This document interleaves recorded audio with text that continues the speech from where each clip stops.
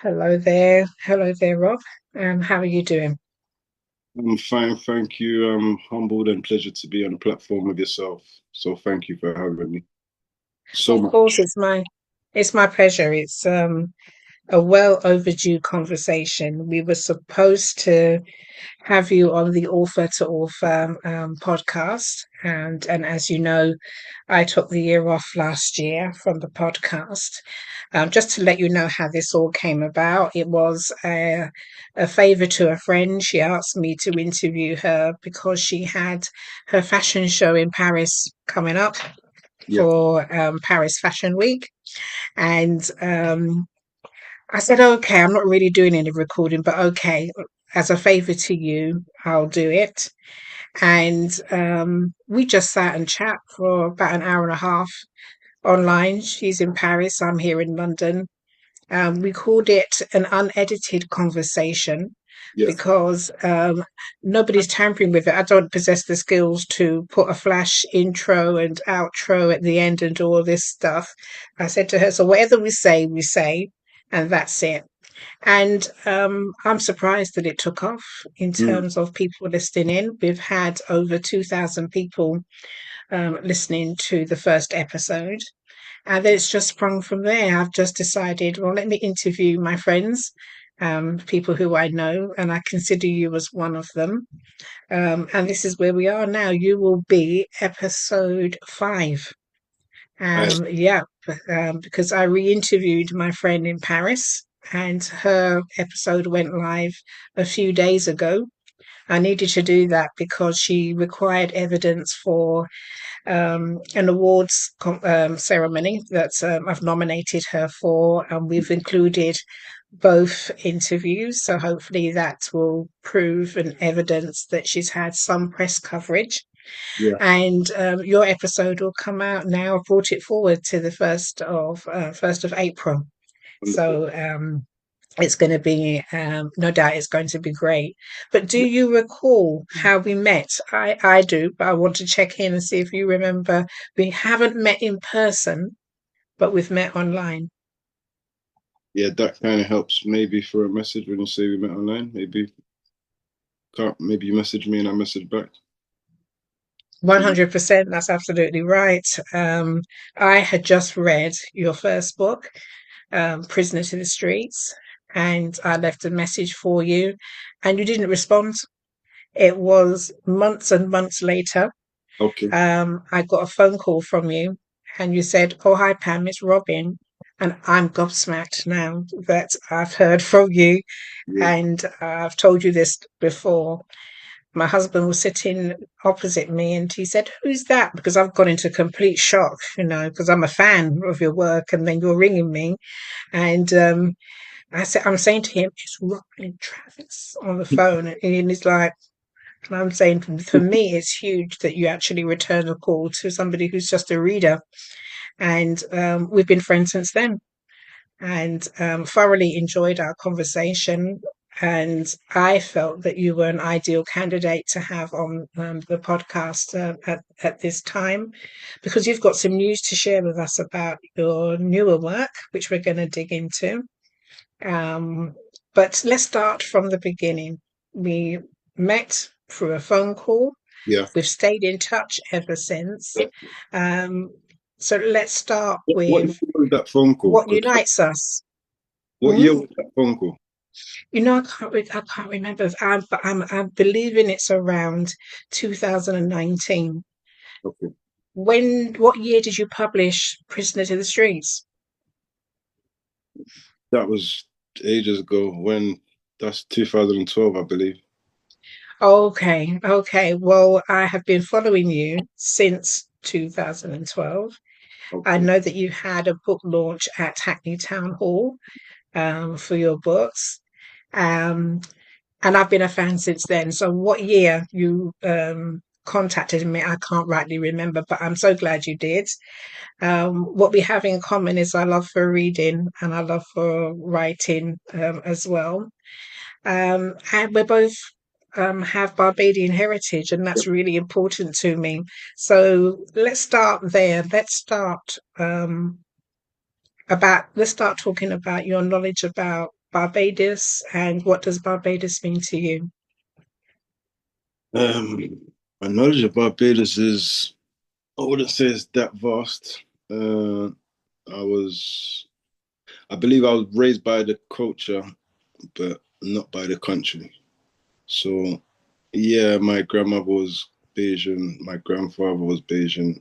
I didn't know my father's side, so I was only raised by my Bayesian family. I didn't know anything else. Do you know Um, where they're from? as in what parish? Yeah, St. John's and some cousins in St. Philip's, but predominantly St. John's.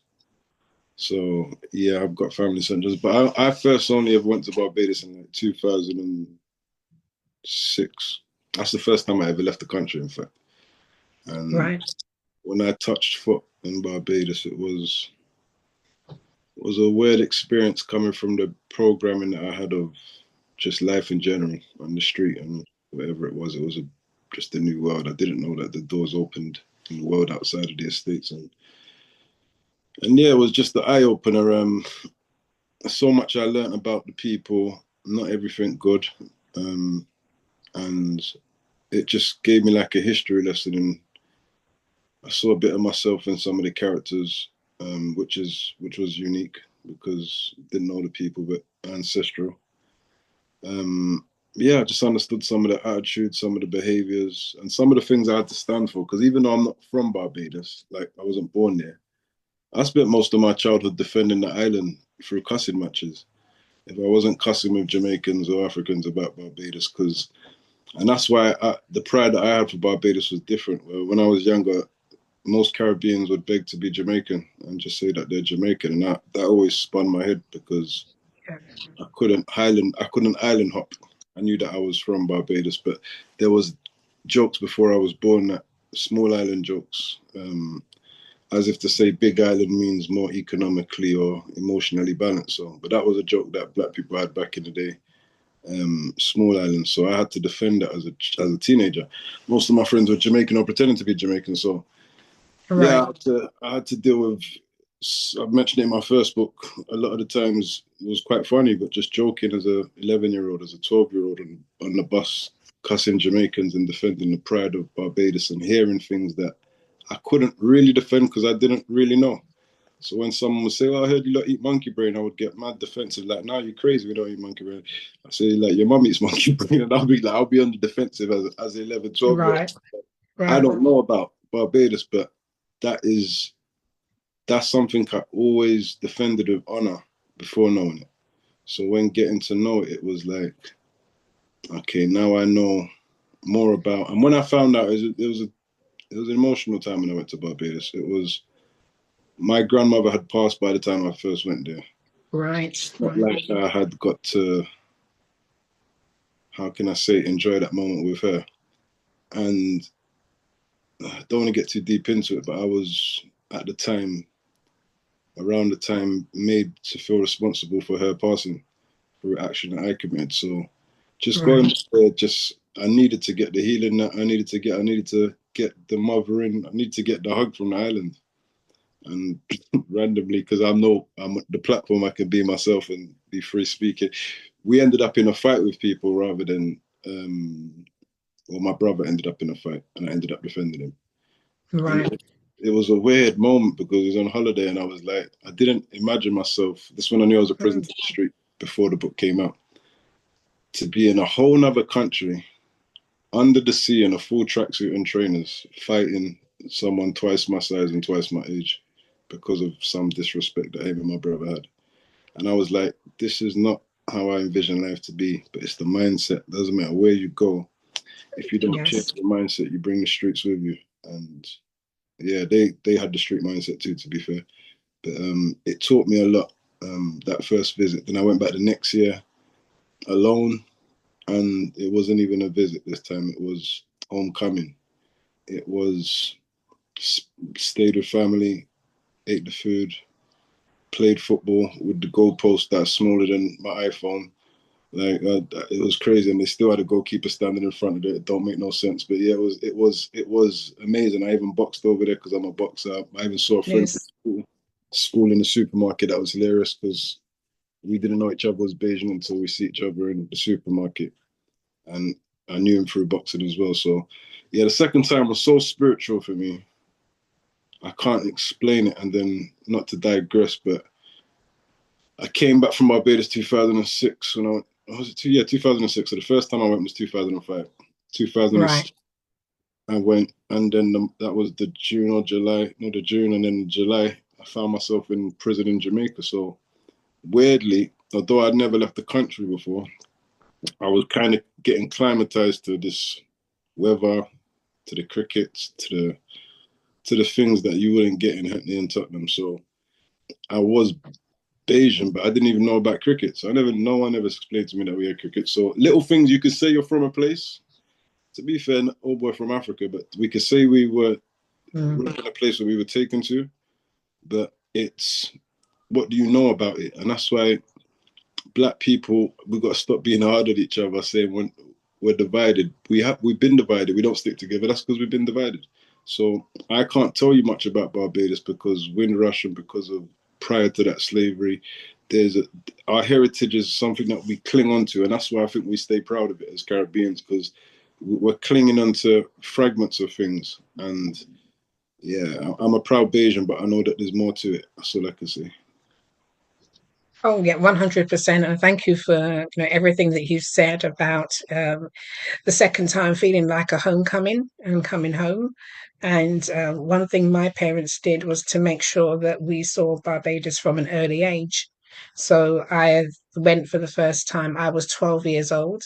My sister was 11, and my younger sister was 2 years old.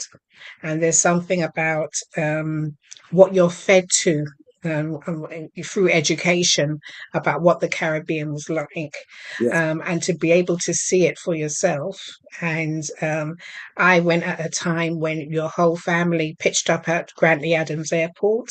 So I was seeing granddad for the first time. I was seeing great uncles. I was seeing aunts. A whole entourage turned up because Brenda was bringing her children home, so they wanted to see us, and it was strange because at the time I was so young, I couldn't tell who was uncle, who was granddad, who was it. It was just a mass of people that came, and then we all went back to my great aunt's house, who I knew because she had spent a substantial time in the United Kingdom and had retired back to Barbados, so I knew who she was.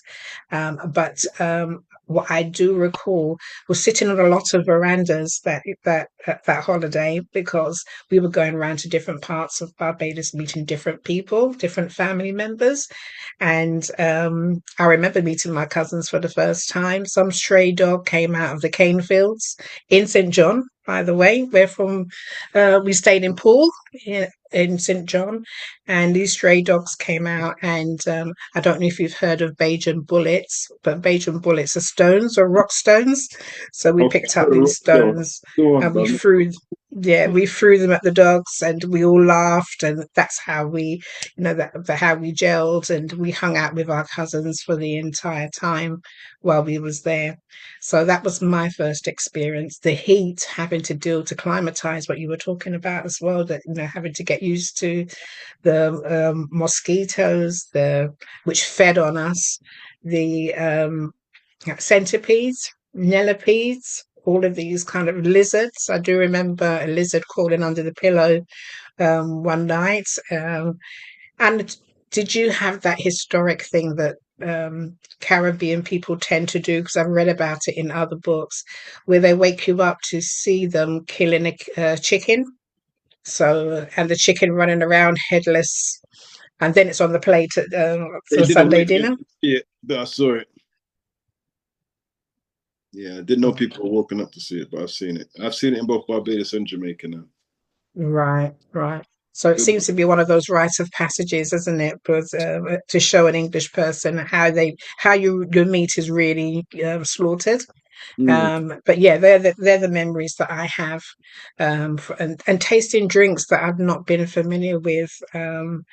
Morby was one of them, which I have to say I didn't like or appreciate. yeah. at the time, but it's something that as an adult that I really appreciate now. So we share our love of Barbados, and a full circle moment for you, Rob, would be appearing on Morning Barbados a week ago, 2 weeks ago. Still, my brain hasn't even, because I've been on the go, my brain hasn't really had time to really look at what's happened with that. But yeah, that was thanks to yourself as well. That was ancestral. That was spiritual. That was Oh, wow. that was a bit. That's like another homecoming. It's bigger than me. Some things in this life. So the fact that I'm writing books is bigger than me. I never wanted to be an author. I never cared or had a desire for it initially. It chose me, like I was saying on the interview. I never found a powerful passion. The powerful passion chose me because before writing a book, I don't think I'd ever really read a book. So it was you got something to say. How do you say it? So going on Barbados interview after becoming an author, which is already out of my comfort zone, or out of my world, my familiar places that I've been, or things that I do, and then to end up on that platform was deep because, as you know about my father's side, my father's South African, and I've shared with you some stuff. My father was killed when I was a child, and it was only 2021 or 20, one of those years where I met his best friend, a Jamaican man, who told me what country he's actually from, and, Right. and that he was killed, and that he told me to nullify all the rumors of him faking his death because I'd always heard he faked his death after her and he got killed. So there was always stuff in it, yeah, issues, daddy issues, culture issues, because I don't know who I am. Um, so finding that out during COVID, definitely during COVID, because I wasn't going to go there. I wanted to go to America to do some work with Prison to the Street, but Yeah. saying you had to have injections. So I ended up in South Africa because they didn't take the COVID injection. And then on going there, doing my homecoming on that side, it was very spiritual, but it wasn't what I wanted to do. So after going to South Africa, getting that experience, I kind of felt like, okay, this is full circle. You got more work to do. You got to come back. This is spiritual. And I did a book launch. I did a whole bunch of stuff over there that I didn't plan to do in 2020. Yeah, 2020 or 2021. I can't remember which one. Um, and I kind of toured with that book. I was in the ghettos. Yeah, it was homecoming. People were looking at me saying things that other people were saying is very, very spiritual. And they were saying just by looking me in the eyes, the elders were like, I think it's Sayabona or so, I can't remember what it is, but to say that my ancestors, CEOs, and welcome home, and some elder ladies will be walking, they'll glimpse in the corner of their eyes, they'll see me, they'll say, yeah, we knew you was coming home, but in South Africa. And my friend who is South African and spiritual, he'll jump up and down and go, oh my God, do you know what they're saying? And he'll say, Zakude, Zakude. But I didn't even like that because that wasn't the name I knew myself to be. Right. Right. Right. So the fact that they were calling me that used to trigger me because I said my name is Robyn. But on my birth certificate, it says Robyn first, yes, but the middle name says what they call me as the first name. And in their culture, they don't care for no Western name. So, but no, we're going Right. to call you Robyn. We're going to call you what your dad would have wanted you to be. And that's what your name is. Your name happens to mean coming from far. So the Oh, fact wow. that name was given to me, and my story is that I'm coming from nearer to the North Pole than I am the South Pole. And South Africa is nearer to the South Pole than it is to the North, and vice versa with England. It's just two opposites. So I am coming from far, and I've definitely tried to fix some stuff over there. So I feel like it's a spiritual thing without knowing who I was. But that was a homecoming there. Now, Barbados, going back there was spiritual, cool.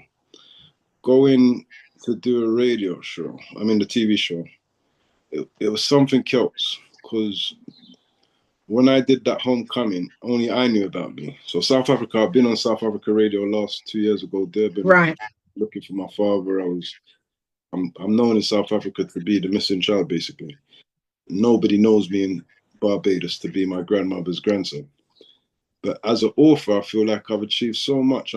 known in. I had my books in St. Kitts and St. Nevis from 2013. I'm known in these Caribbean islands. My book's been in Jamaica. It's been in places where, but I've never heard of it being in Barbados, which has always kind of bothered me because I'm Bayesian and I should be known for me on a spiritual level through the Windrush, through the ancestral, through the writers' renaissance. We're part of it now. This is a different type of renaissance. It's not the Harlem Renaissance. Yes. We're not in Harlem, but this is like our time. This is a renaissance. This will be looked at as a period of time when black authors collated and started telling their stories because that wasn't our thing. It was Caribbean descent. You know, I don't need to tell you because you know, but I'll say it for those who are listening. You know that children of your age are meant to be seen and not heard. Children my age are meant to be heard, but mind how you're talking for I backhand you. It was different for my age, like you better mind how you talk to us, type of thing. Right. We're gonna hear you a bit Mm. better. We was only seen and heard. So what I'm saying is Caribbeans wasn't writing books. If you're only seen and heard, then no one's talking and writing. That's what I'm saying to you. So my whole point is it's not you couldn't if I was to write a book when my grandma's here, I can imagine the conversation as a child. Black people, though, we don't talk about what, you want to write a book for who? What for? To talk about what? Like the guy said, TV, gypsy talking. Gypsy what? Because we're not meant to chat each other's business. Same for Jamaicans, Yes. same for Dominicans, same for Trinidadians, same for St. Lucian, same for like I've been around all of them growing up. So I was lucky to be blessed with being born in an area where I grew up around Canadians, Guyanese, everyone. I had everyone around me. So I know we're not allowed to talk on our experiences. It's almost seen as snitching.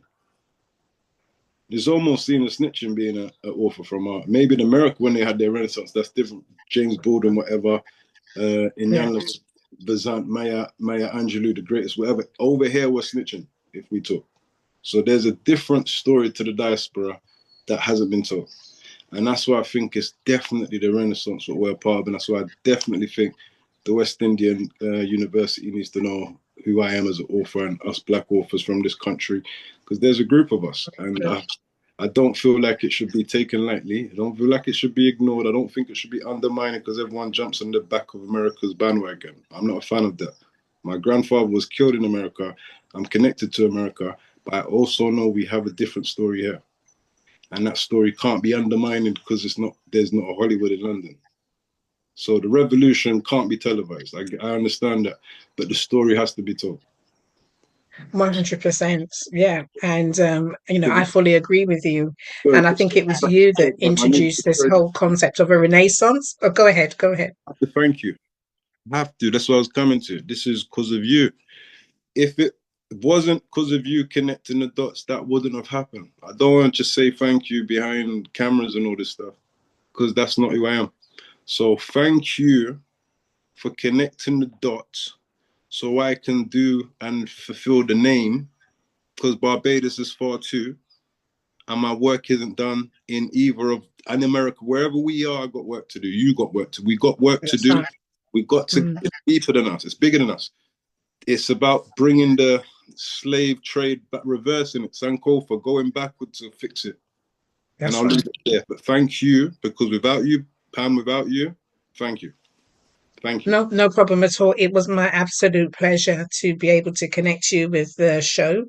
I'm only disappointed that I didn't do that sooner, but nothing happens But one jot before it's supposed to. And you owned that interview and you owned your truth. I think that Pearson is a fantastic interviewer, and he was delighted to interview you and ask you all of those questions. And you provided a really good interview. I hope that the relationship between you and the show continues so yeah, that as and when things happen for you, good things happen for you, you can just send them off an email and say, I want to come back on and talk about, X, Y, and Z. And that's how I have found it, that it's been building up a relationship with the network and the people involved in the show, so that I know that when my new book is finally released, I can just give them a ring. Yeah. And when you go back to Barbados, ask to go on the show, Yeah. be in person, Yeah. go into the studio, get that green room experience that I had when I first went into the show.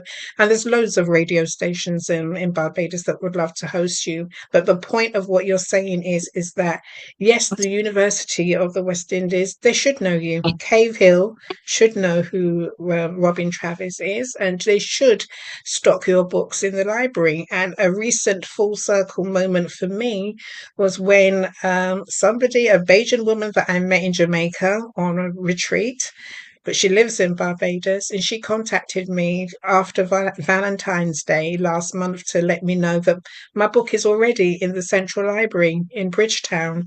That's Loving the Brothers, and I didn't know, Yeah. but our books should be there. That's where they belong, because we, in terms of culture and our heritage, that's where we are. And you notice that Americans identify Americans outside of America and what they're doing elsewhere. And Barbados needs to recognize us. And that's, for me, when an opportunity comes up for me to talk about Barbados, I don't hesitate. So you will know that I recently spoke at the House of Lords, and that opportunity Oh, so was, that, thank you. thank you. That opportunity gave me gave me the chance to talk about my Barbadian heritage and how important that is to me. It also gave me the chance to call my parents' names out loud in the building, Yeah. buildings that they were not able to have access to. Yes. Um, their daughter, was able to go in and call their names in those buildings. So I brought, especially my mum, I brought my ancestors in with me Yeah. to that building. So when you talk about spirituality and uh, that resonates with me. That whatever we do, we're not just representing ourselves now. We've got people, spiritual people. Your grandmother, my Yeah. mother. My great grandmother, all of these people who we're bringing into the room with us as And well. they're opening the door for us in a sense where we're not, we don't have a lot of people act like they're self-made. So let's just say my great great great grandmother on my grand side, lovely Bayesian people, I don't know them. My great great great grandfather on my dad's side was probably very close to Shaka Zulu, so I know that much for sure. And that's like something I know. So looking at both sides, whatever was taught from Shaka Zulu, if you like, on my dad's side and passed through, I'm I'm the beneficiary of their experience, good, bad, or indifferent. So whether it's the apartheid, I am the seed of the apartheid. I've got a book coming out in the next year or the year after called Seed of the Apartheid, but I'm not rushing that book. Which is explaining this. I'm the seed of the apartheid. So I feel the trauma. I know what Nelson Mandela went through because of my DNA. I can feel it. I can't explain it. Just like we can all feel slavery to the West Coast when we watch Roots. We can feel it. Didn't need to see Alex Haley's story to not, it gave us the visuals, but when we was taught the story, if it was just spoken, we can feel it. So what I'm doing with what I say with Barbados on the Bajan side is the same concept. Is I'm not just bringing my ancestors. They pushed me because everything that I've learned comes from my grand. I'm not a great person without my grand teaching me principles.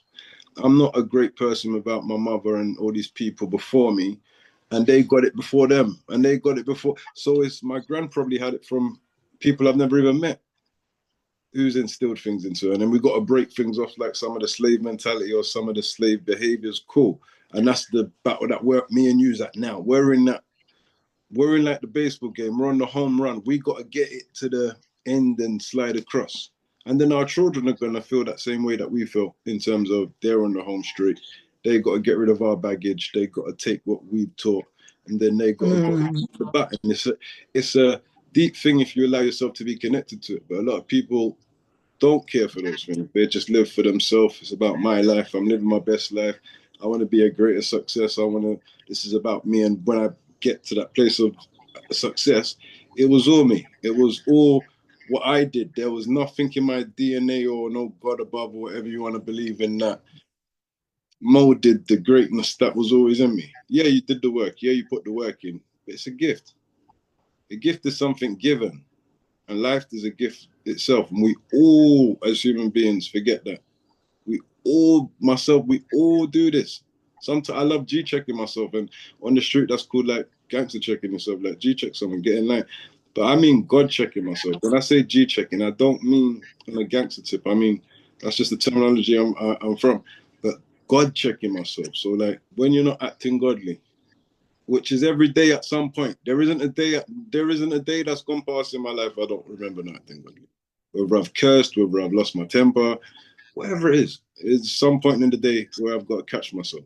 But to be to G check yourself is something I think to God check yourself and be your higher consciousness or your godlike consciousness.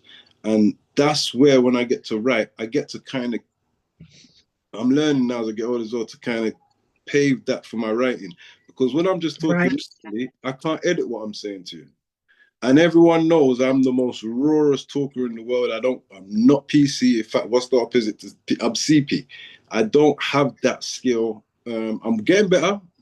Right. I think I did good on Barbados TV, but that's my people. I don't feel pressured when I'm on them. If I was on BBC and it was a quick interview and it was running like that, I feel like everyone's taking shots at me trying to criminalize me and all this other stuff. My back will be against the wall, and I might Right. sound I might take my nan's skills and my mum's skills and flip that. So like when the school's phoning saying your son's behaving bad, and I hear my mum saying, "Oh, good evening, Mrs." I'm like, "Rah, that's not the same mum I know that was cussing me out this morning." I might be able to take my mum's skill and Yeah. apply it to the BBC interview. I might be. And that's what I'm saying. These skills are not mine. Everything I know, and I try to. Sometimes as a parent, I think I jar at my kids because I'm so enlightened by this understanding that I am nothing. For one, God put air into my lungs and blew them out. I'm the dust. When I die, I've seen my friends in the morgue. I've been there. I'm not a fan of nothing. I understand life. I don't want to be morbid, but I'm being real. I've seen things I've smelt the stench. I know what life and death is. And they say a life and death is a power of the tongue. But I'm saying that life is more than just the air in your lungs. So the body is what we're doing. That dash in between the date you were born, that dash in between is where it really is at. Not really the date you were born, not really the date you die. It's what you do in that dash. And while I'm here doing this, the writing stuff, which is again not choice, purpose. Now I'm choosing to do that purpose to the best of my ability. Because before, if Oh, you notice, I was sulking before. If you can remember, there's a time I'm angry at the world. Why do I have to? I'm angry that I'm even writing. You could hear it on my interviews. I'm angry. Why is he angry? He's doing great. No, you're doing great. I didn't want to do this. But there's like, you're doing great, Rob. No, you lot are And I doing think that takes me back to one of the early conversations that we had, great. and that you were saying at the time that every time you write, it's so emotional and it takes so much out of you while you were doing it that Yeah. you were depleted. Some of our conversations, you were exhausted because to put this together, I mean, it's not. This is why I always um, commend and I always clap and congratulate authors, whether it's fiction, Yeah. non-fiction, poetry, whatever the genre. The fact that you took your time and your energy when you could have been doing something else and you sat down and you wrote something, it's a huge thing because you go through a wave of emotions when you're writing a book. And as a fiction writer, some of the scenes I write are not pleasant. The characters are going through some horrific times, and you think to yourself, what's going on in your mind that you're able to conjure up those kind of scenarios and get people to feel a way for particular characters and so on. But it's also exhausting. My characters wake me up at night to talk about what's going to happen next. So I'm a very poor sleeper. And I've even had to negotiate with one of my characters. Look, if I write this down, will you stop repeating yourself? Stop talking. Let me get some sleep. So I can relate when it's, and this is just fiction. I can't imagine what it must be like for you as a non-fiction writer when you wrote Prisoner to the Streets in particular, and my favorite book, which I always tell you, we're going to get into it now, Mama Can't Raise No Man. It must have taken a lot out of you. And who do you go to when you're going through that process? Because If I'm a lot of honest, people diminish what you say, don't they? They say, "Oh, you're only writing a book. It's only a little book," or you know. But it does take a lot out of you, doesn't it? that's a great question, and the way you've questioned it, worded it as well. I've been asked the question in other ways, and I think over the years I'm able to articulate it better. I felt so abandoned when I wrote Prison to the Street. So abandoned, so abandoned. I feel like, and sometimes the resentment pops up now. Like I'll see people talking about things and not getting the backlash that I would have got. And even though I didn't get backlash to my face, because I think some people still think I am a prison to the street still. So I don't think they would have said it to my face how they felt. Like that would be stupid. I think I would have been like, even if I didn't know me, I wouldn't say that to someone like myself's face. The fact that he's lived it and he's given his heart to tell it, he might be a bit unstable. I would just assume that because of because I understand mental health. Let's just say that. Now, not at that age. So when the book was first posed to me, it was posed to me by 5 people. I've explained this before, even with Janine the other day. Um, I didn't want to write a book. Um, and when purpose, I'll keep it short. When purpose comes to you, you have to either run or leave it. You got run is the option. You run with it or you run away from it. I slowly started to jog and then I began to run with it. And then I went on a frenzy. Now, all the while, I remember just before the book came out, this is when I realized and I'll say it, God, forgive me for manifesting it. I'm not manifesting it, but I'm saying it as I saw it. I knew I was a madman after I wrote Prison to the Street. That's when I knew. I was like, you're crazy. I said it to him, you're actually crazy. Like, there's crazy and then there's crazy. Because some people is crazy and they don't know what they're doing, why they're doing what they're doing. But you're crazy because you act and do something insane. And then when you're calm, you could probably write a book on why you did it. That's crazy. Because you know you shouldn't have done it, whatever Yeah. it was. But that comes with stages. Sometimes you get to control what you're conscious of. But I was only becoming conscious of that gift. So when I came back from jail from Jamaica, I didn't know I needed a therapist. No one didn't talk about therapy them times. When I got stabbed and shot and everything, no one told me as a child I shouldn't have discharged myself and gone on to the hospital. I should have stayed at the hospital when I got stabbed in my head. I've been through the wars and come home and slept with my gun under my pillow before 16. No parents. That's my life. So I say my grandmother, my mum raised me, but nobody wasn't there. I didn't have no one to raise me. They died. They wasn't around. I'm raising myself.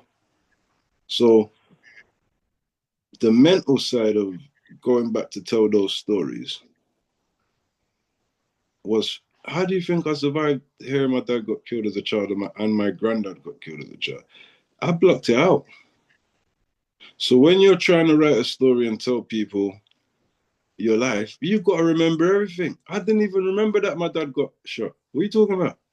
Oh, granddad got shot. Oh, yeah, he was a cab driver in North Carolina and they shot him in the head for no reason and they bust case. I didn't want to think about the time when the house got petrol bombed or when the man grabbed the hammer from my mum. And I'm reading off all these memories and I'm like, none of my friends can't chat to me about pain. I don't want to hear no rappers, nobody, because my life is crazy. That's why I'm crazy. I've got stories that people have to make up to tell make rap lyrics about. It's my actual reality. And the more I talk about it as an adult, I'm like, stop expressing yourself, my man. And we could talk about Mama Can't Raise No Man in a bit because people don't see your strength when you talk about your pain. A lot of those same people don't see you as a man because you've expressed yourself. So you leave yourself damaged and you've expressed and they think you're weak and really you would light up the whole city because you're a madman. But the mature man in you says, look, and the God man in you says, look, man, that's the demons calling you back. you were put through that pain to be a testimony for me. So don't let the demons get in your ear. You don't have to prove to people that you're the craziest. Just know that you can do whatever you want to do, and I don't want you to do that with your free will. Don't prove, don't prove to be the biggest prison to the street in history, because you can prove it if you want. You can make even at this age, even as the 7-time author, I can still twitch because of the life is real. There's a documentary about me and Joe in Jamaica. I, I was with my friend's mum Yes. last night. Last night, I was with my friend's mum just to answer the question. I got stabbed outside of her house. It's in prison to the street. I still go there. I've nearly been stabbed downstairs outside my house now. I wrote the book Prison to the Street. I still live in the community. The people who do things in their ghetto in America or wherever that do great things, they get murdered where they're from. Nipsey Hussle, Tupac, whoever you want to talk about. You're not supposed to make it and stay.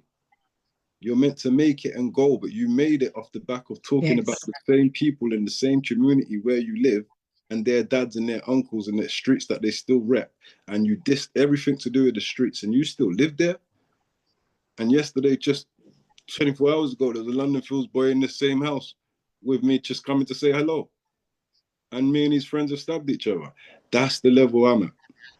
It is so complex. They couldn't give me an award. They've never given me an award, first of all. They can't award me. I am a living testimony to what everyone is pretending to be when it comes I to understand. writing the book, Yeah. living in the area, giving back. The person who stabbed me was supposed to write the book with me. He backed out in the beginning. I'm living. I'm fear, and that's why when people ask me, what's your solution?" Everyone answers me, "I am the solution. I should be dead." Go on any YouTube post that talks about the death of JD Brissett, rest in peace, or anyone else, and you see comments that say Robyn Travis should have been killed. I don't know how this guy's still alive. And the documentary is not even about me. But you always get one person who knows, because I'm not a celebrity, they know me from down to earth. They'll tell the truth. This guy should have been dead before 16. We've seen him. Everyone's tried to kill him, and he still gets on with his life. One person gets stabbed once and then they die in their life, or they get shot once and they die in their life. Naturally so. Not that they should always survive, but I'm saying a lot of those incidences happen to me and keep happening. Like I said, someone tried to stab me just 2 years ago, and that's what motivated me to say I'm gonna write as much books as I need to write. Because even though I've changed my life and I've done so much and achieved so much and gone so far, even though I'll say Babylon and the systems tried to ignore my work and act like I haven't, I've sold out Hackney Empire 3 times. Prison to the Street. Right. Mama Right. can't do it. But again, no one would know because it keeps getting swept under. So I don't even care to correct anyone anymore. I'm at that level now. Just like, cool, the system's fault. I know what they've done. That they've swept it under the carpet. They'll talk about Right. as black authors, people encouraging black people to write. I've never met anyone before Robyn Travis, my age or even older. I don't know who Mallory Blackman was. I never heard of her until I wrote my book. I never Benjamin Zephaniah, I heard about him. I never Yes. heard about Mallory Blackman as a youth. So they're not my inspiration. No disrespect. There's no black author in this country that's my inspiration. Big up Benjamin Zephaniah for having my back. I've never known about his work. And that could be because I was a bad youth in it and I didn't care about reading books. That could be the truth. But I knew about Roald Dahl. Right. So Right. what I'm saying, Well, there was no representation for me yeah. Yeah. growing up. So what I've become is that representation. But what they've done, if you Google an article with black authors who have encouraged black writers, you'll see an article with Stormzy the rapper and an article written that says Robyn Travis sold out Hackney Empire 2016, blah, blah, blah. Off the back of that, what's that thing called Murky Books have now taken credit for encouraging black people to write because he did a thing with Akala. But Akala's told me himself, you inspired me to write my book, Robyn. Well, this is it. That's what I I've talk said to about you on the before. platform. Yeah, not because I'm venting. I just want people to know I'm saying it because you lot need to know the things that could mess up someone's mental health when they've really come from one life. You got Top Yeah. Boy speaking the story for our life, our area, and we've been through trauma. We've already been gentrified, so we don't even get to keep the apartments. So you keep our flats, you keep the story, you take our stories, even though I've written a book about it. You profit in every single aspect of our pain. And then after, when we try to change our life and do something positive, like what I've done, sell it at the Empire and Yeah. defy the odds and all the rest of it, and gone on BBC One show, you edit out the part where my book's supposed to be in the documentary. You talk about me stabbing the woman's son, rather than I was defending my friend and it wasn't a gang thing. You make it look like I just ambushed. It wasn't like that. So you change the whole course of my story to criminal and put Right. it in the box, takes the power away from it. And then after, when it comes to giving me power and accolades and credit, you'll give it to Stormzy, who, when Murky Books came out in 2019, and I was writing books a whole 7 years before 10 years. any of That's these. right. What are we talking about here? So I am the angry guy at times. I am the perceived bitter because nobody knows my story. And I still live here. And I'm proud of myself. This year I realized, and last year I realized, there's no point inventing to the world, Rob. Just kill the game. And that's what 2026 is about. 4 books, kill the game. And I'm grateful that God has blessed me with this. And I'm grateful for knowing you. And there's other authors who I rate. So there's yourself. There's my brethren. I even did a documentary of him, Stephen. I don't even know his surname. Graham, Stephen Graham. Okay. There's Richard Yaboa, who just wrote a book on gentrification. There's Ashley, can't remember his surname. There's Emeka, I can't pronounce his surname. He's from Hackney as well. There's Naisha Jones from Hackney, went primary school with her. This is this is the Hackney Renaissance. I don't want to call it. This is the London, whatever, the UK, whatever you want to put this in. And again, I know these authors. And that's why, like yourself, I started doing a podcast. There's Daniel Francis, who's just come out. There's what's his name from Leighton? I can see him now. He's my brother, Chris Sibia. There's Oh, so yes, I know Chris. Yeah. there's so you know, Pamela, because there's so much of us that's, and you know what? Big up all the authors who come to me and said, Robyn, it's because of you why I was doing this. You inspired me because The once I same. saw The the same. like I'm the in the same Empire, category. The same the category Hackney Empire of, made them know we authors. Yeah. can do this. It inspired them to say we can do this because Hackney Empire showed that black people do read. So there's been a misconception that we 100. don't. That's not. And so then let me say one more thing because I nearly forgot this part and link it all together. You're doing amazing things. There's what's his name? I can't pronounce his name. Mannequin. I can't say his name. McConum Sankofa. Say it. Sorry. Say his name. McConum Sankofa. McConyon. McConyon. McConum Sankofa. McConyon. So he's my mate as well. I can never. He knows I can't pronounce it. I struggle with it. But Yeah. he's doing big things. Now, my whole point is we're all doing big things. So the UK, they need to see this interview, and I'm saying it to you yourself, UK. Stop pretending that you're helping black people to do the writing and come and link the people that have been doing the work for years, and let's put on a book award show and acknowledge the writers that are coming out, newcomers, and let's just do this properly, encourage people to write because and I don't even expect you to do it. So I know it's something we've got to do internally. So, but that's me putting it out there to say that I've said it publicly. But stop pretending that you're creative or you're innovative. Like I was the first That's it. person to do a book launch which had music, which had that type of dynamic. I'm the innovative person for book launches. Give me something. You haven't even given me a freaking award for nothing. Forget youth work awards. Forget the fact that I've got boxers who are now champions for London who I've trained off for the back of nothing. The kid who tried to stab me even hugs me now. How about that? You couldn't give me an award anyway. Yeah. Only God, my awards are in heaven. That's what I'm starting to learn now. But the point I'm making, to go back to the Barbados when me and you was talking about, why is this deep? And me and you have spoken about this before. And this is where my passion is now. It's not so much about books. I want to know your story. Pamela, I want to know your story. I want to know loving the sisters. I want to know loving the brothers. I want to know loving the children even before you've written it. Because you told me and it's in my head now. And I'm like, I know where she's going. She's going to go somewhere where I'm going to learn something. What I don't know. So I can't write that book, even as a fellow over, because I don't have that brain. I've got the brain to write what I'm writing. I don't have the experience to write what she's writing. No. But I'm going to learn from reading what Pamela's written. So guess this is where it makes sense. Yes, we're the part of the UK Renaissance, and it's not just about us throwing their books at them. I've been saying it for years. For years, everyone, I've said it to people in South Africa, I've said it to people in Barbados, I've been saying it for years in England. We need a black book club. That would be dope. Where like a pen pal. I've said it, where we're exchanging our books. Well, forget this trying to get in Foyles. I was in Foyles back in 2011. I've been in Waterstones. I've killed Cheltenham. I've killed every festival from before 2013. I'm not interested to be in these places. The Right. people who come from, not because I look, people that come from where I come from, they're in Africa, in the Caribbean predominantly, or the south of France, or in America. So I want these people to read my books because we are, as Bob Marley and Nas said, distant relatives. And I want my relatives to know how I ended up. And I want to know how you ended up. And I want to know how we're going to end up and how we plan to get out of navigate through the thing that we're in. And we're going to do that through writing because we were once told we can't read. It was against the law for us. So let's get this together.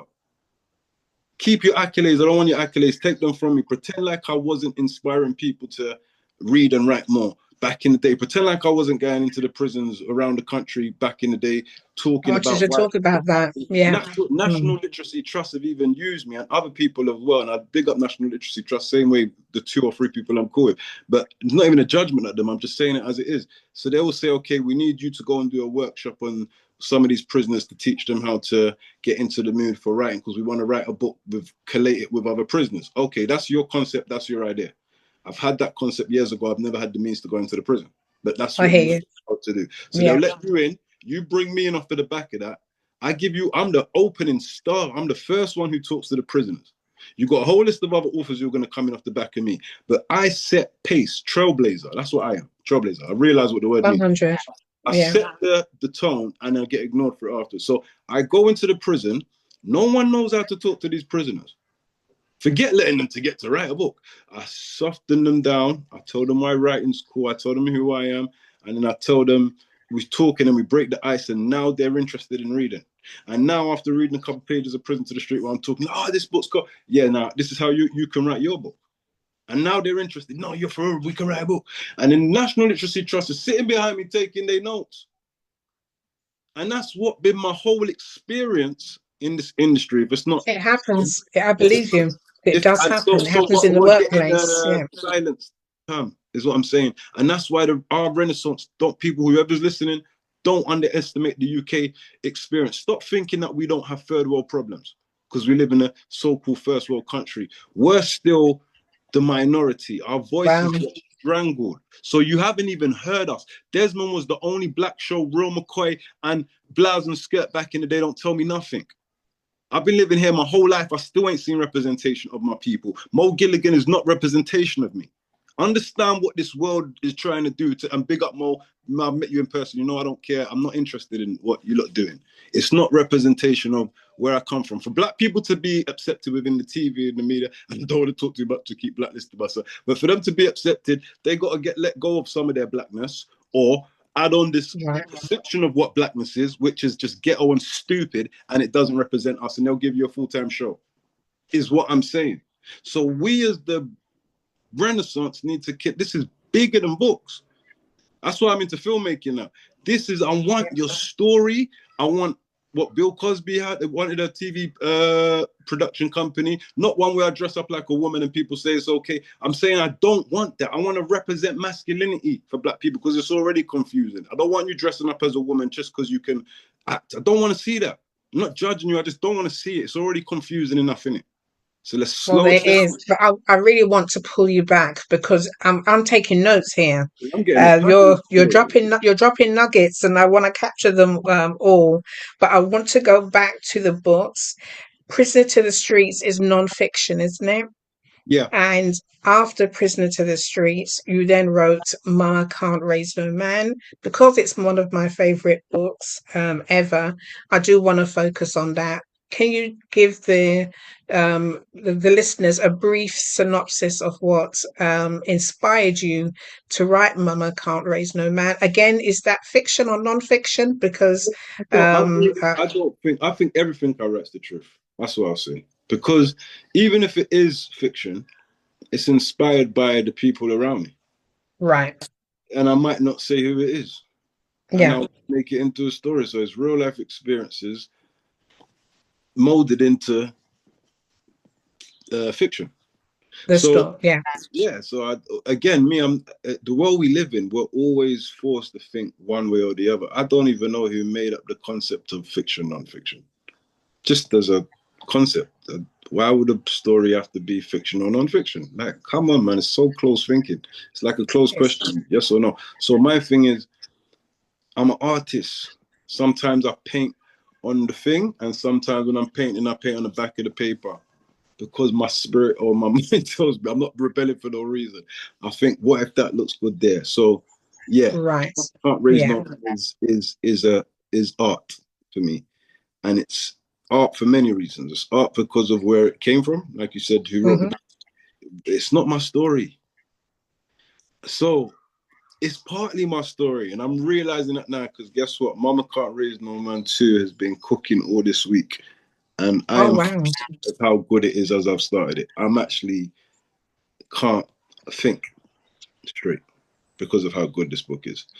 And it's meant to be the last book I write for the year. And I'm like, no, I'm meant to be burnt out. Why is this book so good? And I've just started. Why is it all the light bulbs coming, all the characters, Hmm. everyone's talking to me, as you say? Why are you not chatting to me now? Telling me what to say now? But Why for am me, it's the way that it's written. through the letter? So it's through a series of letters that come into a young man who's in prison. And that's the bulk of the story happens through these letters, which I wanted to let everyone know on camera, has inspired me to do some academic writing around restorative justice as a result of Mama Can't Raise No Man. And I'm going to be part of an anthology that looks at prison letters, and one of my characters in Loving the Children is in prison, and he has to, that's the only way he can communicate with victims of his offending. And they're deep letters that he writes to 5 women who are important in his life. And I just wanted to say that inspiration, if I had to credit someone, I would be crediting you for the method of how you wrote those Yeah, books. So I then you went on and you wrote Freedom to the Streets. I went online this morning looking for a copy of Freedom to the Streets. I can't find it. I think there was one copy, and it's nearly £70 to buy that copy. I don't know what's happening. yeah, I've had a hard time in life, and I've had a hard time on the book journey, and that's why I got so much fire and passion in me. But this is my year where it all falls into place. So all books will be reprinted by no later Ah, than the 15th of April. I got Mama Can't Raise No Man's back in print by the first. Prison to the Street should have been posted today. It wasn't.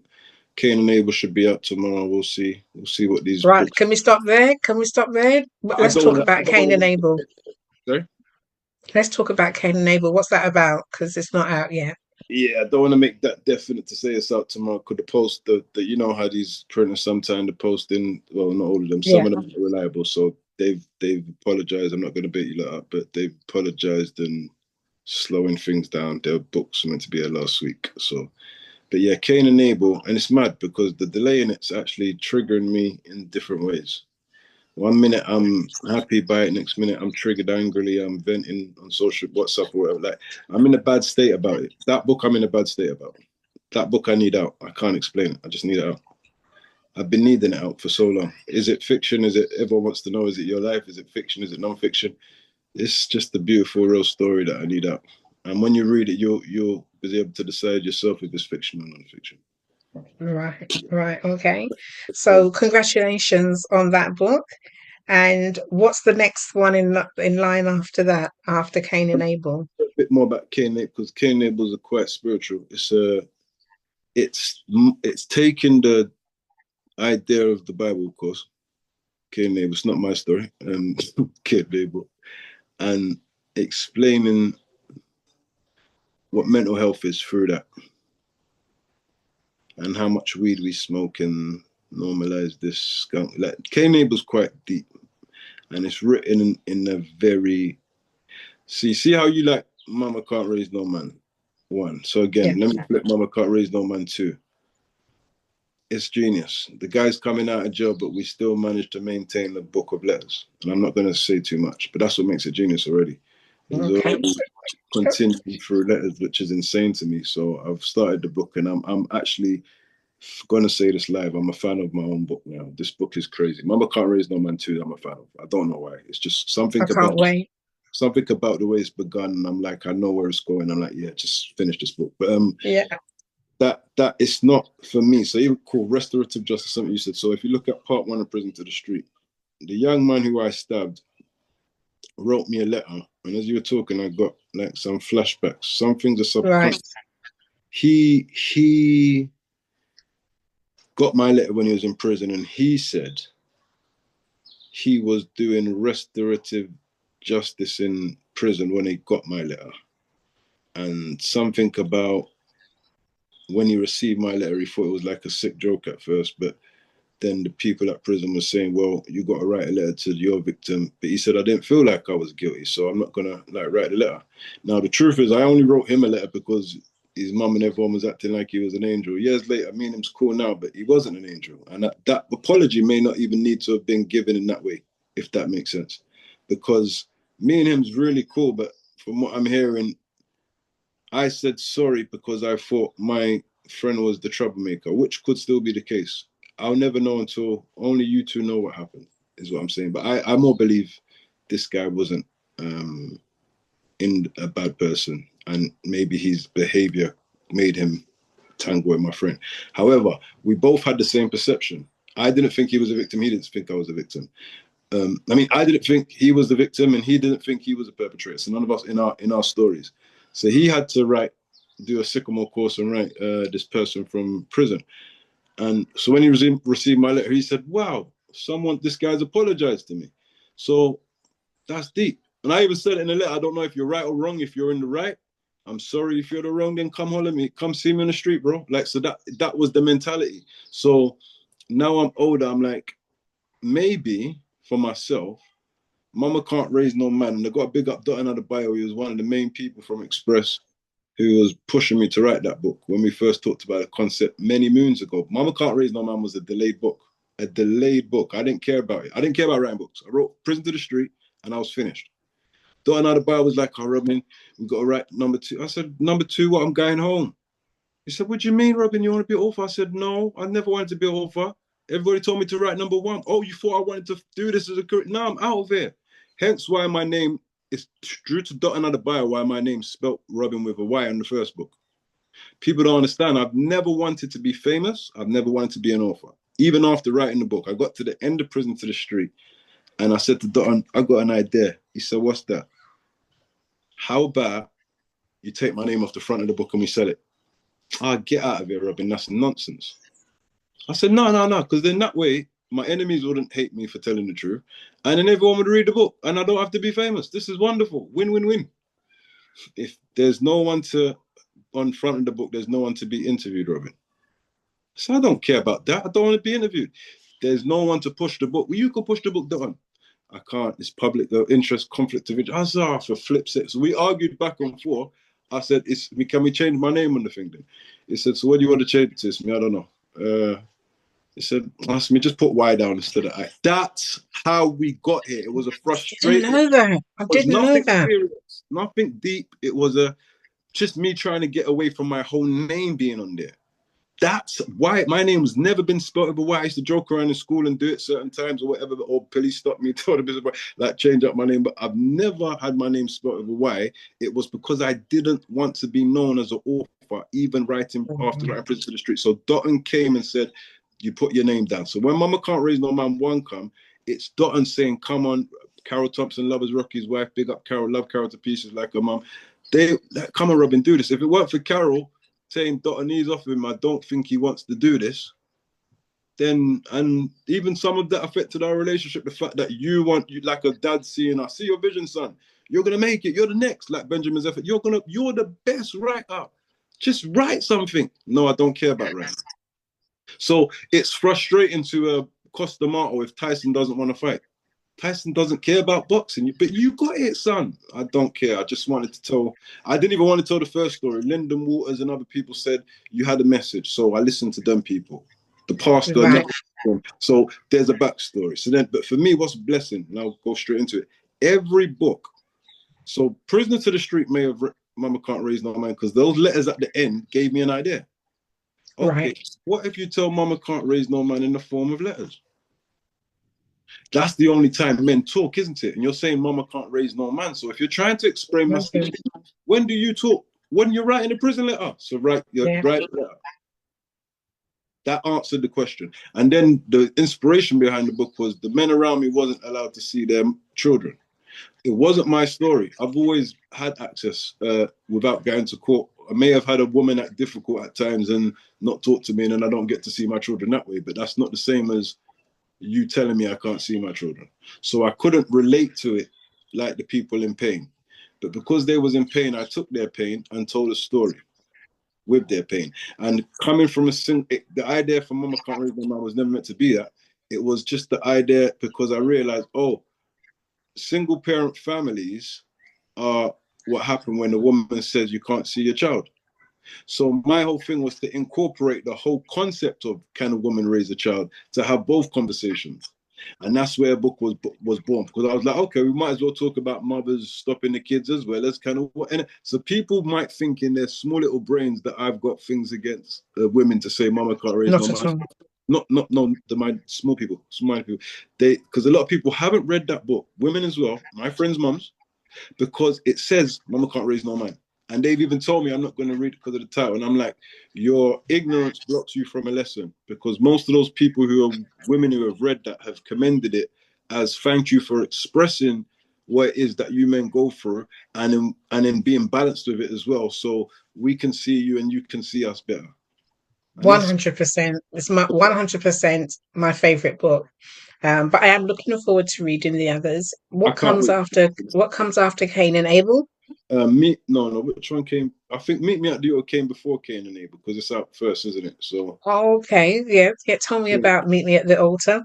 that came out 2 weeks ago or so. 20. I'll say the 1st of February. I'll say officially World Book Day came out because I was But really. where can I buy it? Where can I get a copy? I'm online on. I got to bring you your copy. You know what? Oh dear. Um, Robin appears to have vanished. Let's see if we can get him back. 1 minute, 1 minute, 1 minute. I need to press. Now you're back on. Yeah, sorry. I was saying Meet Me at the Altar was before Cain and Abel, and that book has an interesting story. How it came to be. Probably 2 years ago, I think I was to sign a book deal. I won't say with who. But one of my best friends had passed away at the time, so I wasn't really in the headspace to be writing about anything, especially love or relationships. The idea was there. I was going to write a poetry book, and then it hit me that someone called me and said, "Look, deal." Said I'm not really bothered about the deal, but then I didn't want to be ignorant and get out of my own way sometimes and try something new. So I wrote what I wrote. Everybody in the publishing house, 12 people out of 12 people in the boardroom did this. Then they asked, write some more on top of what they had asked me to write. And then my attitude kicked in, which is a good thing, I think. On it. I said no, because I told you I wasn't in the headspace before writing it. Now they're asking me for more. And I was referring to my past speaks for itself. I've not been a good author. You don't need me to send you a sample. I think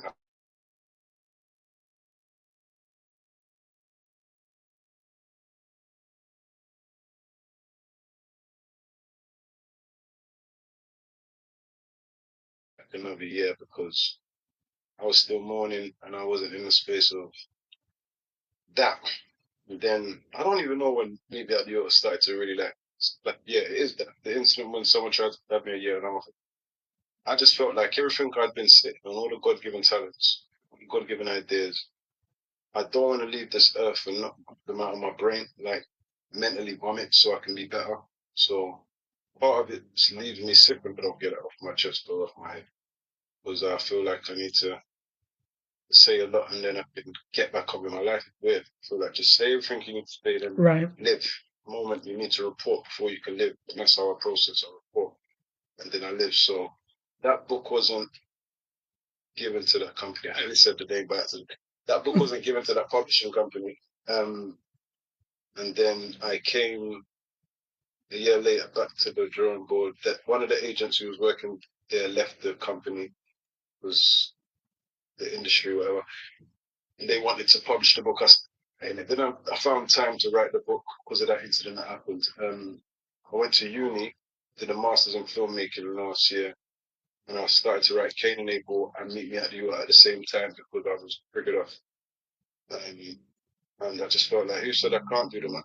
But it wasn't really a choice. It was more, I got nerve damage. I'm in a lot of pain. I'm suffering at the moment, waiting for operation, so I don't get much. So I said, I'm in pain mentally, emotionally, psychologically. Let's just write. Let's stay up and write. I'll stay up to 6, go to uni the next day for 9. And then we do that until we can finally close our eyes. And that's how we got 4 books in 1 year and 4 books in a year and a half, because they're coming out within that space. And a master. So Meet Me at the Altar, then when I went back to the drawing board, everything was different. It was like the way I wrote it before wasn't in poetry format. Right.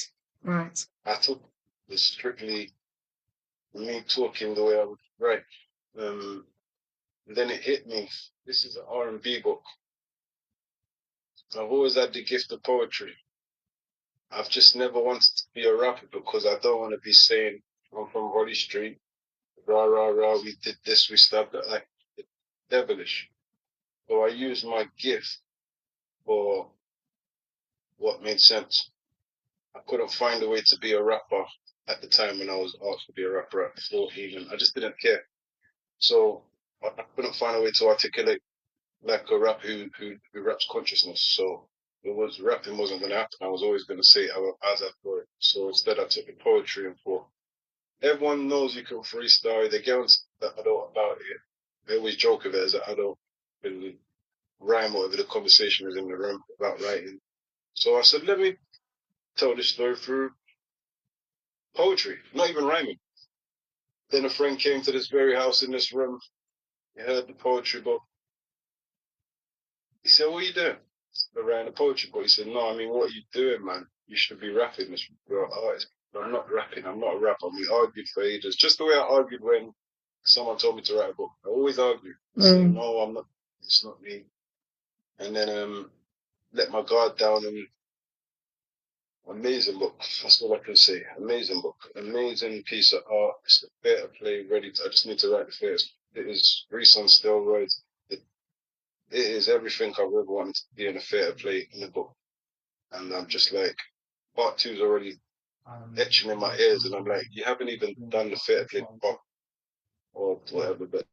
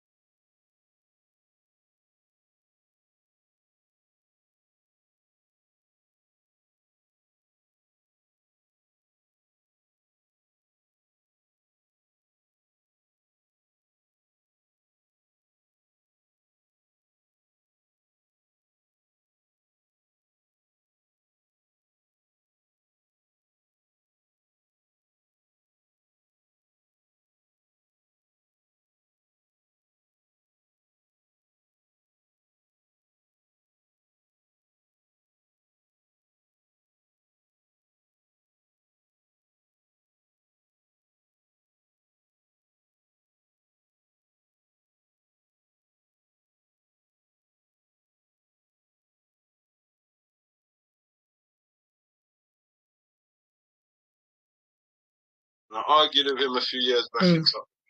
at an event, and he was talking about why we're on the street. Long story short, I kind of like, all of you.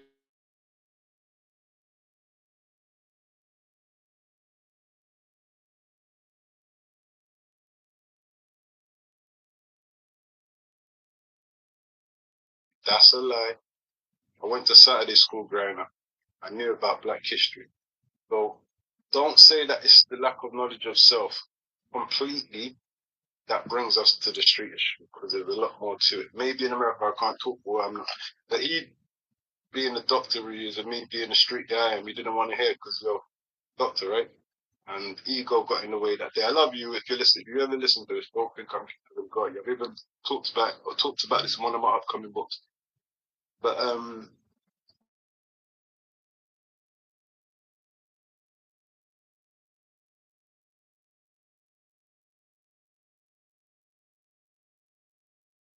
Bill, where you tell the future, you don't have the answers for the UK. Our thing is it's more complex, and that's why I've said us as writers from the Caribbean is for ESD, but it's not the American story. It's different.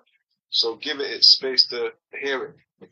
Don't think you're the daddy of us, especially when Britain made England. Like this is the mother country. We're in the belly of the beast. You're in the sun of the belly of the beast. But stop thinking you're above that level of anyway. So Prison to the Street was written because I didn't want to do what the activists would do and say to the young children, read about your history, then the streets would stop. Because I knew that wasn't the issue here. I knew it was deeper. Yes, I agree. If we knew about the National Front, me personally, if I knew that the National Front had chased my grandfather's age out of Hackney and they had to fight and deal with real knife crime, real gangs, National Front was a gang, and get chased out to make it my age to walk around. I forgive, guys, forgive me. I forgive the younger me, but please forgive the younger me because I would have never stabbed anybody, and I've stabbed people in the same area where you fought for us, and it makes my spirit turn. I've been stabbed there too. I've also robbed people with their phones, and I had a PTSD moment the other day when me and someone was talking. I have robbed phones. Well, I'm here getting angry at the kids. I've robbed phones. I remember there was no food in the fridge one time, and I went out and robbed some phones. I've been in trouble as a child. I've been a naughty kid, not gang members. So when I look at what the oldest did, yes, if I had knowledge of myself in terms of my dad, my grandfather, that male figure Of to course. tell me this, maybe we would, but it wasn't civil rights era that was going to, and that's what Dr. Umo was trying to kind of put. It wasn't the going back to the Africa Zoo, it's deeper than that. We're confused here. But yes, that's still is important. I've never dismissed the importance of us knowing who we are. I've always said that was crucial. But in my experience as an author, my journey, I couldn't start my journey there. But prison to the street, why prison to the street? Let's work on a logical perspective. Everyone talks about unity, community, putting nice down, all these other solutions which have been bogus to me for as long as my book's been out, which is before all of these ideas have been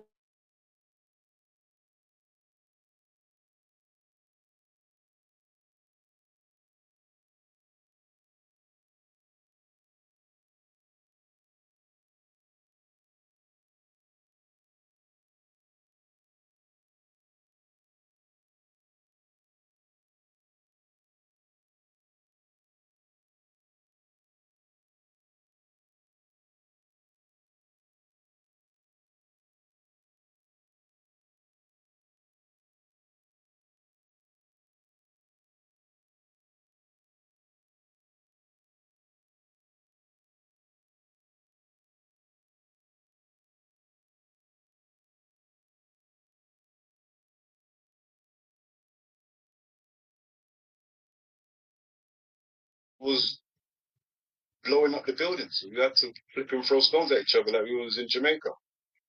We wasn't playing normal. We wasn't playing like normal kids. And now I think back and I say, did I do that book justice to explain that we didn't have anywhere to play? So the gentrification not only affected our latter opportunities in there, it affected our immediate where are we going to play? We used to throw stones and apples at cars. Whoever got their stolen back in the day in Holly Street, if you drive past kids, it's bad as it's the same. A group of us were throwing stones at people driving past. It's as stupid as it is. Because there was nothing to do other than playing the demolition thing. That's all I remember. I used to have to climb over buildings, and if I didn't want to go the long way, just go and knock to my friends who lived right here. But because you lot are building this and building that, I got to walk around. I'm not walking around doors for Northern. That's too long. I'm cutting what we all did. The elders cut a hole in the fence.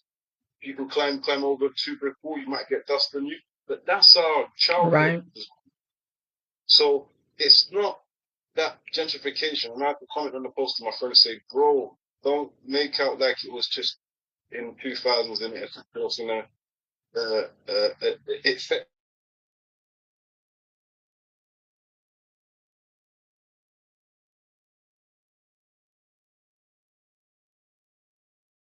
we were living off of the old building bricks, representing the bricks, screaming out Holly Street for a beautiful area that looks like Brookside now, because the painted it looks nice now. We're running with the reputation of the grittiness of what we grew up in, not what they developed it into. So, prison to the street, to go full circle, is to say we had no community because it was ripped out of us, even when the community was designed for us. The first design for us, they ripped out for us. Tony Blair lived across the road from me, I found out as an adult. He lived in Queensbridge Road. Oh my God, I didn't even know. So he lived right in the middle of the beat between Holly Street and Phil's. And then moved out probably when I was a kid. But just before the demolition. Now, the demolition, I was in primary school when the dust came on my bedroom window. I'll never forget. Well, I'm like, okay, they're knocking down the flats. But the idea is just to make better living for the residents. Not true. No. We've only been in the country for a short period of time, and we haven't had the time to develop that community. We don't own the shops. That's why everyone's gassing about the pay and all that stuff. We don't own the shops. We don't own nothing. We come from different Caribbean islands. Everyone thinks that black people are from the same place. And even before those Caribbean islands, we come from different tribes. But there's this ideology that black people are ignorant and we don't stick together. No, we don't know one another. And it's ignorant to say that we don't stick together. So, prison to the street was to say that we need to make peace because we're at a deficit. Instead of us starting on your marks like the other races, because we're still in the change room bent now, because we're stabbing each other over postcode crap, something that don't belong to us. That's why we're starting in the change room. Because we're in the change room and everyone else is at the normal line, we are having to play catch up in order to build a community. So my thinking, call it genius, because I thought I was a genius here about 20 something. I wrote that book. The genius idea is we can't have a community who squash the beat. And I wasn't even thinking about I was just thinking about the Monday. How can we make money, even if you're a drug dealer? We can't do this. The police is on us. So I said that to the guys then I said it in the book when we were 15, when they came to me with guns at the age of 15, long story, I don't want to get too whatever. But they came to me, and in the middle of the argument, they had guns, and I said, you're not scared of us, and I'm not scared of none of you. This is going to get nasty. We're going to start killing each other. I prophesied the first death to the person who got killed. Rest in peace, Jamie Briss. I prophesied it. Said it in the book. People need to read that book again. See what I've done. I said we were going to get killed before we started getting killed. But in the argument, I said, but look who your brother is. Look who my brother is. Look, we're all coming from drug dealing brothers. Not that I'm proud of it now, but I'm saying that's what I said. Right. And if we always come together and make money, because divided we fall. I was a youth worker when I was a street kid. When I was having guns pointed at me by 50 Phil's boys, and I'm standing with a knife at my hand saying they're not touching none of my operations. You don't even see that in action films. No. I said when he got away, and this is what I'm saying, my story's been underplayed by the media and by the people on the streets. And I'm not going to keep promoting who I am or what I used to be because it keeps me trapped in the little And 100. Yeah. Yeah. He's only wrote to what as a big man, I don't even believe it. You describe Shaka Zulu in the flesh. Cool. Like, I've got blood because of you. You haven't got blood because of me. And that's my history with most of my kids, most of my friends. I've got stories I say, come on, I've never phoned your phone and said I need your help. I've left school to come to your school because you were getting bullied and had to fight you. had to jump off the back of a double-decker bus in your head. I've got so many stories I Wow. could never have written in the book. Mm. So the thing is, having that damaged mentality. So I'm like, the only way me and these Hackney boys are going to come, and even Tottenham, because I'm the link between Tottenham, is if we allow the beats. And this is not me thinking positive like that age. This is thing. I had no parents for that. 16. I don't even care. I'm ready to crash out and sell drugs with you guys. As long as we do it together. Because my mindset was, what are we beefing for? We actually know how to make money. But instead, and it's not righteous, no, I don't. But we're still beefing. So I'll put down my principles of not selling crack cocaine, heroin, to join you lot if you stop the beats. How about that? Because you lot love me as a violent person, but I don't make money. So how about I come to your world and stop fighting you, then we can all be happy together. Everyone that day, I read the book, 3 or 4 people said, no, Rob's right, Rob's right. That's why I can't make to do the film. If people see this rather than read, they'll be like, no, this little kid was deep. He actually tried to make the hood come together at the age of 15 when people are pointing guns at. He didn't care about their guns, saw the bigger picture. And he made them want to put their guns back in their pocket. Until his friend went and ran around with the machete shouting, who wants to kill me? Then they tried to kill him. And then I had to stand and save his life. And that's facts of happening. No cap, as the young people call it. No fabrication, as the grown-ups call it. And I stood there and I stopped someone else from getting stabbed. And I stopped Gordon from getting shot. And my main message was, can we come together and make this money? Mind you, these people had stabbed me a year before and I still owed them a killing. The emotional maturity said, rise above that revenge, Rob. You're bigger than that. You've even beat the person up who stabbed you, so what have you got to prove now? Anything else is ego. You beat him up before he stabbed you, so what have you got to prove? That's why you're a prisoner to the rules, because the rules tells you if someone stabs you and you don't kill them, you're the coward. No, how could I possibly be a coward if I beat him up before he stabbed me? So I was teaching people I am the case study. And that's why I always look rough on interviews. I always look rough, because I am the real, I'm the truth. Of course, of course. Yeah. So, pretty much prison to the street. I was meant to write with the guy who stabbed me. Why? Because if me and you can come together, because we didn't do it at 15 when you had the guns pointed out. We missed it that time. Now we've lost JD. Now we've lost Lamont. Now we've lost Donny. Now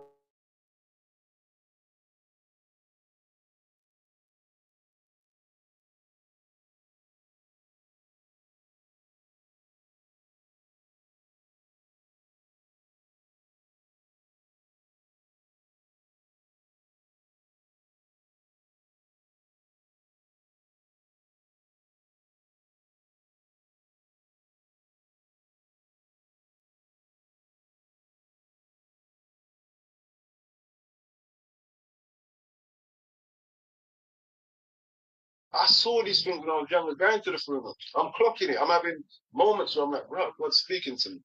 Your friend's buried there, bro. Look, bro, remember being there 3 months ago when they shot them on in the head? Oh yeah, that was just.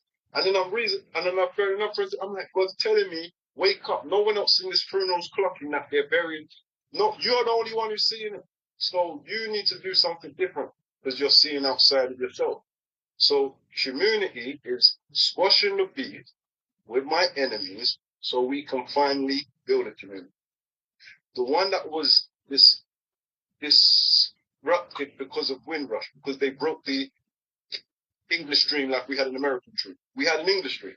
We had a dream to come here from the Caribbean. Forget the American dream. Everyone talking about. We had a UK dream. We thought the streets were paved with gold. We came here singing, London is the place for me. I always tell people that. Watch that clip. London is the place for me. Mm-hmm. That's how much inspiration the guy had for this country. Listen to his voice. London is the place for me. He's singing from his heart. Lord Kitchener. Yeah. But crushed. They came to the reality of racism. Let's have an honest conversation about what broke the grandchildren of why we're out here doing what we were doing in the first place. Disrupted. Single parent homes.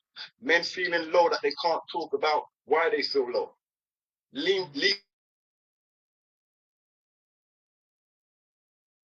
me go about my business. But at the same time, I'm taking my anger out on my wife, domestic violence, because I can't emotionally communicate. So there's too much mess before us. Of But course. those same people went through stuff before they came here. We have no empathy for them. I want to beat up my dad because my dad used to beat up my mum and then I hate my dad. Look, we're all human beings. We show no compassion for each other as black people. That's our biggest flaw. Always, even when Elaine, I'm not going to jump on Elaine too much. Everyone when it gets Elaine. I don't agree with most of what Elaine said or the way she said it. But no way would I not get behind her when she's saying that no one likes black people. No way would I jump on the Asian bandwagon when I know I've got Asian friends who I grew up with in my hood, where as a black man, you never see me lay with their daughter. Let's have it right. You could never see me 100. driving, It's playing on true. Bengali music and repping it. They can put passionate music. You can never see me say, I call Turkish people Abi on purpose because they love to say what I want. But you lot are taking something that we can't take from you. But if we took it from you, we'll be looked at like we're being funny. So the reality is Elaine didn't communicate some of the things the best way, but the most embarrassing part as a black man is me seeing other black men, especially Birmingham, black men, because there's some more Asian predominant there, going into shops, putting it out. I'm not selling out my brethren for her. Okay, keep it to yourself. Why make a video about it to even show how divided we are as a people? Yeah. This is what we do. So when I'm saying I won't even shoot my own people down for that, I'm saying, guys, wake up. And I understand where that behavior comes from because you don't know your history. Because if you knew your history, you would know that no one's been persecuted as much as us. I'm not saying that Asians were at the hand of a lot of the persecution, but some of them know that there's been hatred towards that. They don't favor us as their equal.